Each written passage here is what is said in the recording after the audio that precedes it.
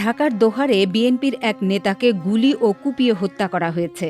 বুধবার সকাল আনুমানিক ৬টার দিকে বাহরাঘাট জাবেদ মোড় এলাকায় এ ঘটনা ঘটে। নিহত ওই ব্যক্তির নাম হারুন অর রশিদ ওরফে হারুন মাস্টার। তিনি বাহরা গ্রামের সিরাজ উদ্দিনের ছেলে। নিহত হারুন মাস্টার নয়াবাড়ি ইউনিয়ন বিএনপির সাবেক সভাপতি, বর্তমান আহ্বায়ক কমিটির উপদেষ্টা এবং বাহরা হাবিল উদ্দিন উচ্চ বিদ্যালয়ের শিক্ষক। আর ১৭ দিন পর শিক্ষকতা পেশা থেকে তার অবসরে যাওয়ার কথা ছিল। পুলিশ ও স্থানীয় সূত্রে জানা গেছে, বুধবার ভোরে ফজরের নামাজ আদায় করে প্রতিদিনের মতো পদ্মা নদীর পাড় দিয়ে হাঁটছিলেন হারুন অর রশিদ। হঠাৎ মোটরসাইকেলে করে ৩ যুবক এসে তাকে এলোপাথারি কুপিয়ে ও গুলি করে পালিয়ে যান। এরপর স্থানীয়রা হারুনকে উদ্ধার করে দোহার উপজেলা স্বাস্থ্য কমপ্লেক্সে নিয়ে গেলে কর্তব্যরত চিকিৎসক তাকে মৃত ঘোষণা করেন। হারুন মাস্টারের ভাতিজা মোহাম্মদ শাহিন জানান, প্রতিদিনের মতো ভোরে নামাজ শেষে চাচা হাঁটতে বের হয়। এ সময় ৩ যুবক তাকে গুলি করে ফেলে রেখে যায়।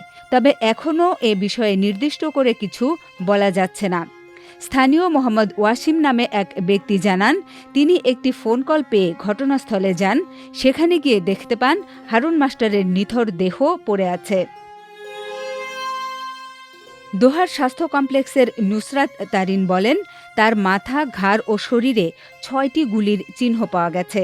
তবে বিএনপির এক নেতা নাম প্রকাশ না করার শর্তে জানান, কিছুদিন যাবৎ নয়াবাড়িতে বিএনপির ২টি গ্রুপের মধ্যে দ্বন্দ্ব চলছিল। সেই জেরে ঘটনাটি ঘটেছে কিনা তা খতিয়ে দেখতে হবে। খবর পেয়ে দোহার থানার ওসি ভারপ্রাপ্ত কর্মকর্তা মোহাম্মদ হাসান আলী ঘটনাস্থল পরিদর্শন করে বলেন, স্থানীয় কারো সাথে পূর্বশত্রুতা আছে কিনা এ বিষয়ে খোঁজ নেওয়া হচ্ছে। তিনি বলেন, প্রাথমিক সুরতহালে তার শরীরে ৪টি গুলি ও ধারালো অস্ত্রের ৫ থেকে ৬টি কোপ পাওয়া গেছে।